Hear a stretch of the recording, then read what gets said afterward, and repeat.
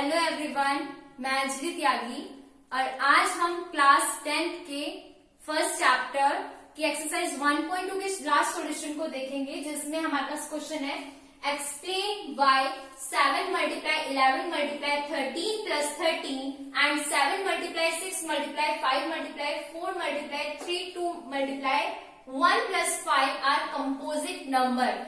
मैंने last video में आपको क्लियरली बताया था कि हमारे पास कंपोजिट नंबर क्या होते हैं और प्राइम नंबर क्या होते हैं। तो हमें यहाँ पर ये शो करना है कि ये नंबर जो हमारे पास कैटेगरी में दिए हुए हैं, this one and this one, ये कंपोजिट नंबर है या नहीं। फर्स्ट हम चेक कर लेते हैं। 7 multiply by 11 multiply by 13 plus 13। अगर हम इसकी मल्टीप्लाई करेंगे तो 11 7 जा 77 मल्टीप्लाई बाय 13 प्लस 13। अब कुछ स्टूडेंट ऐसे होते हैं कि लास्ट में पहले से ऐड कर लेते हैं फिर मल्टीप्लिकेशन कर लेंगे, लेकिन आपने नॉर्मली देखा होगा कि जो हमारा बोर्ड मास रूल अप्लाई करते हैं हम, तो उसमें सबसे पहले क्या होती है, मल्टीप्लाई होती है, बाद में एडिशन होता है। तो हम यहाँ पहले मल्टीप्लाई करेंगे। अगर हम इसको मल्टीप्लाई कर रहे हैं तो 17 की 13 से मल्टीप्लाई करेंगे। 3 7 जा 21 एंड 7 3 जा 21 23 7 7। दैट हमारे पास जो आंसर आया वो आया 1001 प्लस 13। और अगर इसका एडिशन किया तो हमारे पास जो आंसर आएगा वो आएगा 2014। अब हमें बताना है कि ये जो हमारे पास 1014 है वो कंपोजिट नंबर है या नहीं है।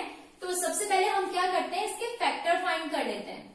1014 के अगर हम फैक्टर निकालते हैं, हम इसको डिवाइड करते हैं। 2 5 जा 10 और 2 7 जा 14। अब देखो यहाँ पे बहुत बड़ी डिजिट थी, अगर हम इसको कैंसिल आउट कर रहे हैं तो हमने यहाँ पे क्या लिया, एक नंबर लिया 0।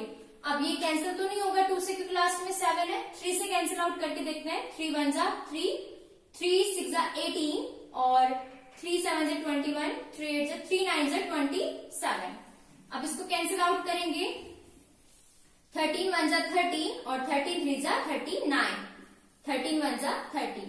तो जो हमारे पास नंबर आया 2 मल्टीप्लाई 3 मल्टीप्लाई 13 का स्क्वायर। अब आप चेक कर सकते हैं कि ये सारे नंबर क्या हैं, है तो प्राइम नंबर, लेकिन सारे के सारे जब एक नंबर को काट पा रहे हैं तो ये क्या हुआ, कंपोजिट नंबर। क्योंकि हमने बताया था कि वो नंबर जो एक से ज्यादा टाइम टेबल में आते हैं वो सारे कंपोजिट नंबर कहलाते हैं, और प्राइम नंबर वो नंबर होते हैं जो सिर्फ खुद के टेबल से और 1 से डिविजिबल हो पाए, वो प्राइम नंबर होते हैं। तो यहाँ तो 2 से भी कैंसिल हो रहा है, 3 से भी कैंसिल हो रहा है, 13 से भी कैंसिल हो रहा है, तो ये क्या होगा, कंपोजिट नंबर होगा। अगेन बात करते हैं इसकी। 7 multiply 6 multiply 5 multiply 4 multiply 3 multiply 2 multiply 1 plus 5। Multiplication start करते हैं, इधर से स्टार्ट करते हैं। 2 1 जा 2, 3 2 जा 6, 6 4 जा 24 एंड 6 4 जा 24 मल्टीप्लाई 6 5 जा 30 multiply by 7 plus 5 and multiplication करते हैं फिर से अगेन। 3 4 जा 12, 1 कैरी 3 2 जा 6 और 1 7 0 multiply by 7 plus 5। Again multiply करते हैं। 7 0 0, 7 2 जा 14, 1 कैरी 7 7 जा 49 और 50 प्लस 5। एडिशन किया तो हमारे पास आया 5045। अब हमें चेक करना है कि जो हमारे पास नंबर है क्या ये कंपोजिट नंबर है या नहीं। तो इसे चेक करने के लिए फिर से हम क्या करते हैं, इसके फैक्टर्स फाइंड करते हैं। अब इसके फैक्टर्स फाइंड किए हमने 5045। अगर 5 से डिवाइड किया जाए, 5 1 जा 5 0, 5 9 जा 45। बेसिकली अगर आप ऐसे सॉल्व कर रहे हैं तो आप साइड में मल्टीप्लाई करके देखिए 5 से। 5 9 जा 45, 0 सॉरी 5 9 जा 45, 5 4 कैरी 4 यहाँ पे आएगा, 5 1 जा 5। तो बेसिकली अगर इससे मल्टीप्लाई कर रहे हैं तो ये टर्म आ रहा है, तो हमारे पास क्या होना चाहिए, हमारे पास जो 0 है यहाँ पे 5 1 जा 5, तो हम 2 0 अप्लाई कर लेंगे। उससे हमें क्या पता चल जाएगा कि अगर हम इसकी 5 से मल्टीप्लाई कर रहे हैं तो 5 9 जा 45, 4 कैरी 5 0 5 1 जा 5, यही टर्म आ जाएगा हमारे पास। तो ये डिसाइड कर सकते हैं हम कि कितने हमें यहाँ पे जीरो लेनी है, हम कितने अप्लाई कर सकते हैं। अब फिर से अगर हम यहाँ पे देखते हैं, अप्लाई करते हैं इसको, तो बेसिकली देखिए 1009 है। अगर मैं 3 से कट करूँ, 3 3 जा 9 1, 3 3 जा 9 1, तो 19 नहीं आता, या कोई और ऐसा टेबल। तो बेसिकली अगर डिफाइन किया जाए, मैं इसको डायरेक्ट भी कट कर दूं 1009 से 1 टाइम, तो तब भी ये कंपोजिट नंबर है, क्योंकि इसके टेबल में हमने कहा कि ये तभी प्राइम नंबर होता है जब या तो ये सिर्फ 1 से डिवाइड होता या खुद के टेबल से ही डिवाइड हो पाता। बट यहाँ तो ये 5 से भी डिवाइड हो रहा है, सीधा सीधा है। कोई थर्ड अगर इसमें इन्वॉल्व हो गया, कोई अनदर, तो वो क्या होगा, कंपोजिट नंबर होगा। तो please pause the video and to be note it down. आते हैं अपने नेक्स्ट क्वेश्चन पे। Question number 7। There is a circular path around a sport field. यहाँ कोई एक सर्कुलर पाथ है, सर्कुलर मतलब एक ऐसे गोल टाइप से पाथ है, जहां पे Sonia take 18 minute to drive any round of the field. मतलब एक राउंड लेने पर, 1 राउंड लेने पर फील्ड का किसी भी चीज से वो ड्राइव कर रही है सोनिया, तो वो 18 मिनट्स लेती है। अब कहने की वाइल रवि टेक 12 मिनट्स, और रवि जो है एक अनदर कोई पर्सन है जो 12 मिनट्स लेता है, वहीं पर उसको एक राउंड लेने में, सब सेम राउंड लेने में यहाँ पे 12 मिनट्स और वो 18 minutes. Suppose they start at the same point. Suppose कि वो दोनों एक ही पॉइंट से स्टार्ट कर रहे थे, कौन, सोनिया और रवि। तो वो कह रहे हैं अगर सेम पॉइंट से स्टार्ट करें at the same some time, कुछ टाइम के बाद, and go in the direction, मतलब दोनों क्या है, सेम जगह से चलना शुरू कर रहे हैं और सेम ही डायरेक्शन से जा रहे हैं, दोनों एक ही डायरेक्शन पे ड्राइव कर रहे हैं। आगे कह रहे हैं कि डायरेक्शन से drive after how many minutes will they meet again at the starting point. कितने मिनट के बाद सबसे पहले वो स्टार्टिंग पॉइंट पर मिलेंगे। तो सबसे पहला पॉइंट हमारे पास सही आता है। सपोजली जो इसने टाइम लिया, मान लीजिए जो हमारे पास सोनिया है, इसने पूरे उसके लिए x टाइम ले लिया, x प्लस 12 मिनट्स। इसने कितना लिया, x प्लस 12 मिनट्स, मतलब कुछ एक्स्ट्रा ली होंगी जब एक राउंड लिया। अब उसने क्या किया, इसका प्रोडक्ट कर दिया हमने x12। और अगर हम बात कर रहे हैं रवि की, तो सपोज इसने कोई y लिया होगा, मतलब जो y इसने राउंड लिए होंगे, x हमारी क्या है यहाँ पे राउंड, कि x राउंड पे ये 12 मिनट्स ले रही है, y राउंड पर भी ये क्या ले रहा है, उसी राउंड पर इसने क्या किया है, 12 मिनट्स ले लिया। अब एक चीज देखो, y तो नहीं होगा, क्यों, क्योंकि ये भी उसी डायरेक्शन में जा रहा है। मान लो x पे है तो ये भी तो उसी डायरेक्शन पे है, किस पे है, x पे ही होगा, यानी कि x पे ही है। लेकिन इसने, सोनिया ने 18 लिए हैं, यहाँ पे 18 मिनट्स ले रही है, और रवि क्या कर रहा है, 12 मिनट्स ले रहा है। तो दोनों हमें बताना है कि कितने मिनट के बाद वो दोनों सेम टाइम पर मिलेंगे। तो एग्जैक्टली हम क्या करेंगे, यहाँ पे ये नंबर अगर हम देखा जाए तो हमारे पास ये नंबर सेम है, दोनों का सेम। अब हमें इसमें बताना है कि कितने चक्कर के बाद वो ऐसा पॉइंट आएगा जहां पर वो दोनों सबसे पहले मिल पाएंगे। अब सबसे पहले यानी कि कम से कम बताना है, तो हमारे पास एक टर्म आती है यहाँ पे। अब कम से कम को हम कहेंगे एटलीस्ट, कम से कम। तो ये वाला जो वर्ड होता है एटलीस्ट, वो आता है हमारा एलसीएम में, यानी कि लिस्ट कॉमन फैक्टर। कम से कम फैक्टर करने के बाद वो टर्म आ जाए। तो हमारे पास यहाँ दो टर्म है, हमने क्या किया, 18 और 12 का एलसीएम ले लिया। 2 9 जा 18, 2 6 जा 12, 3 3 जा 9, 3 2 जा 6 एंड 3 1 जा 3, 2 ऐसे रहेगा एंड 2 1 जा 2। बेसिकली अगर इसके टर्म देखे जाए तो 2 मल्टीप्लाई 3 मल्टीप्लाई 3 मल्टीप्लाई 2, 3 2 जा 6, 6 3 जा 18, 18 2 जा 36। तो ये कितना मिनट, मतलब 36 मिनट के बाद वो दोनों सेम एक कोई ऐसा प्लेस होगा जहां पर आकर वो एक दूसरे से सबसे पहले मिल जाएंगे। Pause the video and note it down. Next हमारा टॉपिक रहेगा, बात करते हैं 1.3 के इंट्रोडक्शन की, जिसमें हमारा फर्स्ट पॉइंट है रिवाइज डिवाइसिंग इरेशनल नंबर। इसमें हमें सिर्फ इतना फाइंड करना है कि किसी भी नंबर की इरेशनैलिटी फाइंड करनी है कि वो कैसे इरेशनल होते हैं या नहीं होते, या रेशनल नंबर में क्या डिफरेंस होता है। तो बेसिकली अगर हम यहाँ पे से डिफाइन कर रहे हैं तो यहाँ पे हमारे पास जितने भी नंबर होते हैं, टोटल नंबर जितने भी वर्ल्ड में अगर आप ये मान ले, तो वो नंबर की जो कैटेगरीज होती है वो 2 टाइप की होती है बेसिकली। एक होते हैं हमारे पास जितने भी नंबर होते हैं वो होते हैं विदाउट डेसिमल। डेसिमल का मीनिंग विदाउट, जो मतलब डेसिमल का मतलब होता है पॉइंट वाले, और विदाउट डेसिमल का मतलब जिनके अंदर पॉइंट नहीं होता। और एक नंबर होते हैं जो हमारे पास होते हैं विद डेसिमल, यानी कि जितने भी नंबर्स में पॉइंट लगे होते हैं वो वाले नंबर्स। अब अगर हम इस कैटेगरी को डिफाइन करें, विदाउट डेसिमल नंबर क्या होते हैं, तो जो इनकी कैटेगरी होती है विदाउट डेसिमल नंबर की, उनकी कैटेगरी बेसिकली, जैसे हम एक लाइन की बात करते हैं 0, 1, 2, 3 अप सोन चलता रहेगा, -1 और -2, -3 अप सोन चलेगा। तो ये जो नंबर होते हैं हमारे पास, इनमें भी बेसिक 3 टाइप की कैटेगरी होती है। किस तरीके से, जो पहले होते हैं ये होते हैं सारे नेगेटिव इंटीजर्स, जितने भी होंगे सारे नेगेटिव इंटीजर। ये होगा 0 इंटीजर। और बेसिकली ये जो टर्म होते हैं इनको बोलते हैं पॉजिटिव इंटीजर। जितने भी हमारे पास ये पॉजिटिव इंटीजर होते हैं इनको हम नेचुरल नंबर भी कह सकते हैं, और कहते भी हैं, कह नहीं सकते, इनको नेचुरल नंबर बोला जाता है, या फिर नॉर्मल लैंग्वेज में मैथ्स की इनको काउंटिंग नंबर भी कहा जाता है, क्योंकि हमारे काउंटिंग नंबर बेसिक यहीं से ही स्टार्ट किए जाते हैं। तो अगर हम यहाँ पर, ये तो बात की हमारी विदाउट डेसिमल, जैसे कि हम इसको नंबर की फॉर्म बोल देते हैं इंटीजर्स, पॉजिटिव, नेगेटिव और 0।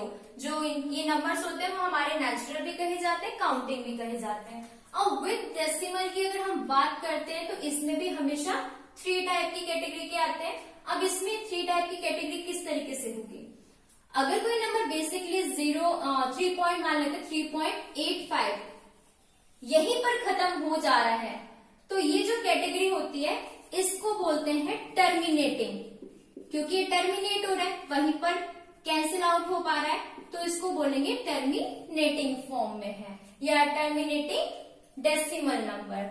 और सेकंड जो कैटेगरी होती है वो होती है लाइक दैट, जैसे टर्म बात करते हैं नॉन टर्मिनेटिंग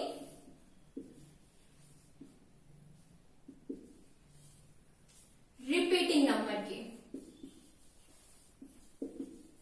मतलब रुक तो नहीं रहे लेकिन नंबर रिपीट हो रहे हैं, जैसे 1.23, फिर से 23, फिर से 23, फिर से 23, अब सोन चलता जा रहा है, तो इस नंबर को बोलते हैं non terminating repeating number.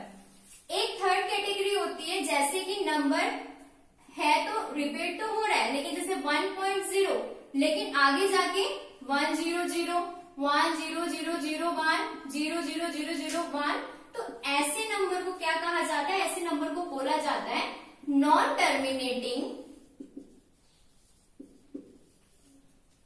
Non repeating.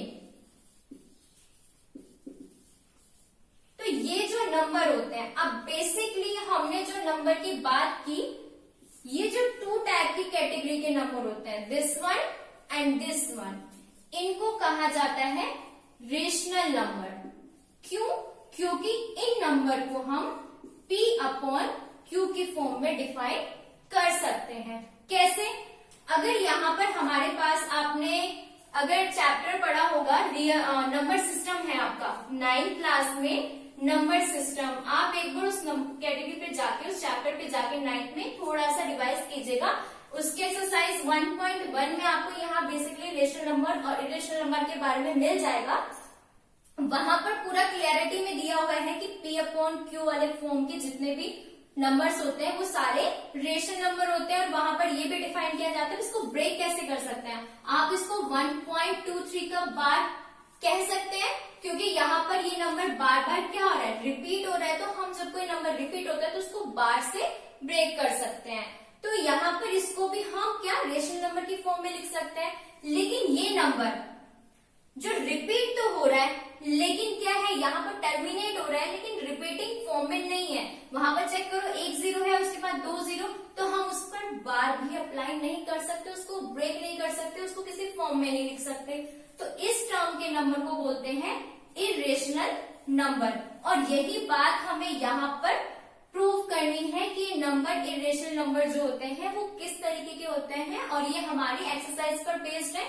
तो यही टर्म यहाँ पर मैं बताना चाह रही थी आपको कि रेशनल नंबर और इर्रेशनल नंबर होते क्या हैं। अब बेसिकली अगर एक छोटी सी फॉर्म देखी जाए इर्रेशनल नंबर की, तो जितने नंबर हो जिनको हम P अपॉन Q की फॉर्म में लिख सकते हैं, और where Q does not equal to zero, Q कभी भी जीरो के बराबर नहीं होता रेशनल नंबर, और इर्रेशनल नंबर वो जिनको आप P अपॉन Q की फॉर्म में नहीं लिख सकते हैं, और जहां पर Q जीरो के बराबर नहीं हो सकता या नहीं होता। तो यहाँ पे क्या है, अभी नंबर को आप डिफाइन कैसे कर सकते हो।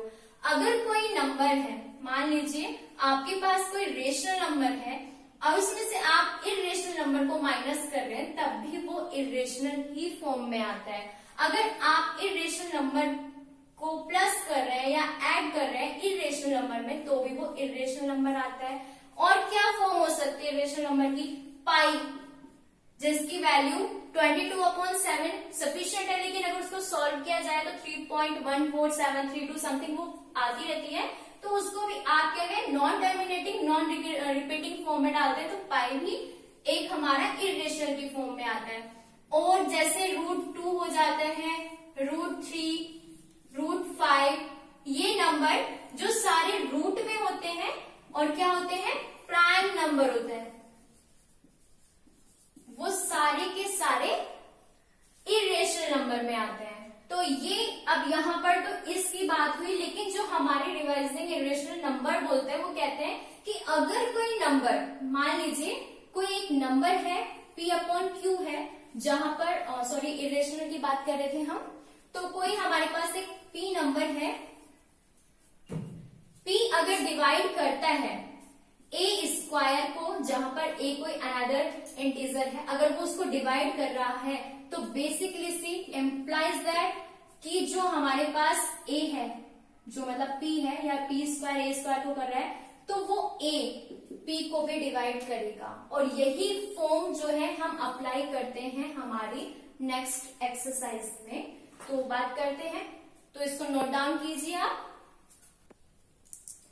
उसके बेस पर सॉल्व करके देखते हैं थ्योरम 1.4 को, जिसमें हमें लिखा हुआ है कि √2 इज इर्रेशनल। हमें भी पता है कि √2 इर्रेशनल है, बट हमें इसे उस प्रूफ पर, जैसे हमने लास्ट में बोला कि अगर हमारा ए स्क्वायर कोई नंबर पी को डिवाइड कर देता है, तो उसी तरीके से क्या है, वो पी को ए को भी डिवाइड कर सकता है ना, ए स्क्वायर पी को कर रहा है तो ए पी को भी कर सकता है, वही अप्लाई करना है। तो हमें मानना है, अब हमें इसके साथ जबरदस्ती करनी है, एक तरीके से पता है लेकिन फिर भी करना है। क्या, जैसे हमने मान लिया लेट √2 इज, हम क्या मान रहे हैं इसको, रेशनल नंबर, हमने इसको मान लिया रेशनल नंबर कि √2 इज रेशनल नंबर। अब इसको हमें क्या कहना है, पता तो हमें भी है, लेकिन सॉल्व कैसे करें। अब हमने कहा है कि रेशनल नंबर है, तो रेशनल नंबर क्या होता है, P अपॉन Q की फॉर्म में होता है। हमने लास्ट टाइम हमें बताया था कि ऐसा नंबर जो P अपॉन Q की फॉर्म में होता है, और जहां पर क्या है, Q जीरो के बराबर नहीं होता। ये कॉन्ट्राडिक्शन कर रहे हैं हम यहाँ पे। तो उस तरीके से हमने कहा कि P अपॉन Q ये फॉर्म है √2 के बराबर है, क्योंकि वो रेशनल है, तो हम इसको कह सकते हैं कि P अपॉन Q इक्वल होगा √2 के। अब यहाँ पर जब हम बात कर रहे हैं P और Q की, तो हमारे पास इन दोनों को अगर हम सॉल्व करें तो सेम, अगर HCF निकालते हैं इनका, P वन जा P, Q वन जा Q, तो 1 वन जा 1, 1 वन जा 1, दोनों में 1 ऐसा एक नंबर है जो इन दोनों को डिफाइन कर रहा है कि इनका HCF 1 है। तो हमने यहाँ पे क्या कहा, basically P and Q are यहाँ पे क्या है, इंटीजर है। हम ये मान लेते हैं कि यहाँ क्या है, ये इंटीजर नंबर है, और दे हैव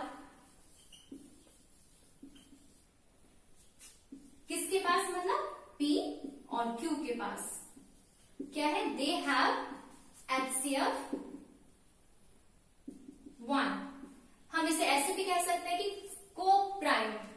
अब मैं इसको HCF 1 लिख दिया मैंने, यहां पे मैं इसको ऐसे भी कह सकती हूँ को प्राइम फैक्टर इज 1। अब इसका मीनिंग क्या है, नॉर्मल सी बात में अगर हम देखें तो यहाँ जो को प्राइम फैक्टर है इसका मतलब होता है कि ऐसे दो नंबर जिनका हम HCF फाइंड कर रहे हैं लेकिन 1 के अलावा उनके अंदर ऐसा कोई भी नंबर नहीं है जो उन दोनों को कैंसिल कर पाए। तो को प्राइम फैक्टर का मीनिंग कि HCF क्या आ रहा है हमारे पास 1। अगर ये 1 है तो हमने क्या किया, इन दोनों का P इक्वल डिवाइड में मल्टीप्लाई में 2Q, take both side square.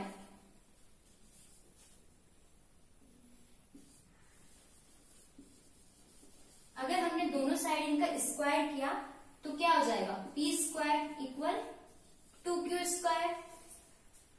यही होगा ना, P square equal 2Q square. और अगर हम इसको कह रहे हैं कि P स्क्वायर 2Q स्क्वायर है तो ये क्या है, P square upon 2 equal Q square. That is 2 क्या कर सकता है, डिवाइड कर सकता है किसको, P स्क्वायर को। अगर 2 डिवाइड कर सकता है P स्क्वायर को तो लास्ट जो हमने पढ़ा था कि जो अगर हमारा 2 डिवाइड कर सकता है P स्क्वायर को तो बेसिकली जो हमारा इम्प्लाइज दैट जो P है वो भी डिवाइड कर सकता है किसको, 2 को। यही है ना, जब 2 P स्क्वायर को डिवाइड कर सकता है तो बेसिकली 2 क्या डिवाइड कर सकता है, P को डिवाइड कर सकता है। तो हमारे पास ये फॉर्म आई, हम इसको ऐसे कह सकते हैं कि जो हमारे पास ये फॉर्म है P इक्वल 2Q। तो मैं यहां पर Q ना लेकर मैं कह सकती हूँ कि 2C, जहां पर C हमारे पास क्या है, कोई कांस्टेंट टर्म है। क्या है, कांस्टेंट टर्म है। तो बेसिक ये तो बात हुई इसके लिए। अब यही वैल्यू, ये जो वैल्यू है P इक्वल 2C, अगर मैं इस इक्वेशन में रख दूं यहां पर, यानी कि यहां पे जैसे यहां पे रख रही मैं, इस वाली इक्वेशन में रख रही हूं P स्क्वायर, P की जगह रख रही हूं मैं इसको 2C स्क्वायर P की जगह, तो यहां पर है 2Q स्क्वायर इक्वल 2 का स्क्वायर करेंगे 2 2 जा 4, C स्क्वायर कैंसिल आउट कीजिए 2 2 जा 4, तो Q square equal 2C square, square से स्क्वायर कैंसिल। अब यहां क्या बचा, Q इक्वल 2C, कोई अनदर नंबर है। अभी हम बात कर रहे थे, एक सिंपल सा फॉर्म चेक कीजिए, मैंने अभी बोला था P और Q दो ऐसे इंटीजर नंबर है जिनका HCF 1 है। वो क्या है, को प्राइम फैक्टर है। अभी वही मैं 2 मिनट के बाद बोल रही हूँ कि P के लिए कोई वैल्यू C है तो Q के लिए कोई वैल्यू C है, जहां दोनों का टर्म 2 आ रहा है। मतलब यहां पर HCF 1 है, स्टार्टिंग में बोला जा रहा है कि इरेशनल नंबर है। सीधी बात आप ये समझिए, जैसे एक नंबर है मेरे पास 25/50, मैं इसको डिवाइड कर सकती हूँ, मैं इसे कट कर सकती हूँ शॉर्ट फॉर्म में, सिंपलेस्ट फॉर्म में 25 1 से 25, 25 2 से 50। इसका सिंपलेस्ट फॉर्म है 1/2। इससे ज्यादा मैं इसे नहीं काट सकती, अगर काटूंगी तो पॉइंट में आएगा, पॉइंट से सॉल्व करूंगी तो फिर से यही फॉर्म आ जानी है, इससे ज्यादा नहीं कट हो सकता। तो जो हमारे पास ये P/Q आता है, ये यही फॉर्म बताता है कि वो सिंपलेस्ट से सिंपलेस्ट फॉर्म जिसके बाद आप दो इंटीजर को सॉल्व नहीं कर सकते, और अगर उनका HCF निकाला जाता है तो हमेशा 1 ही आता है। यही बात इसमें कही गई थी, और यहीं पर हम बोलते हैं कि जब इन दोनों को सॉल्व किया तो HCF 1 आया, दैट इज को प्राइम फैक्टर हमारे पास 1 है। अगर हम इसको सोल्व करते हैं तो वही हम कह रहे हैं कि यहाँ पर 2 है, तो अगर हम इसका HCF निकालेंगे तो वैल्यू तो 2 आ जाएगी। वही कॉन्फ्लिक्ट हो गया हमारी बात में, विरोध आ गया कि यहाँ पर 1 बता रहे हैं और यहाँ पर 2 बता रहे हैं। तो कंक्लूजन क्या निकला, 2B क्या निकला हमारे पास कंक्लूजन, या फिर हम डायरेक्ट कह सकते हैं conclusion is that, conclusion is that क्या है कंक्लूजन, √2 इज इरेशनल नंबर, और यही हमें प्रूव करना था, तो हैंस प्रूव्ड। अगर आपको ये वीडियो थोड़ी बहुत इंफॉर्मेटिव लगी हो, या आपको लगा हो कि आपके बेसिक टर्म्स यहाँ पर या कुछ कंसेप्ट्स क्लियर हैं, और मेरी लास्ट वीडियो अगर आपने देखी है या आप नहीं देख पा रहे, तो मैंने उसका डिस्क्रिप्शन में आपको वीडियो के लिंक शेयर किए हुए हैं, आप जाकर वहां से देख सकते हैं। और अगर वीडियो इंफॉर्मेटिव लगी है तो आप लाइक कीजिएगा, सब्सक्राइब कीजिएगा और शेयर कीजिएगा, एंड सब्सक्राइब के साथ साथ बेल आइकन जरूर दबाना, ताकि आगे आने वाले वीडियोस के हर एक नोटिफिकेशन आपको मिलते रहे।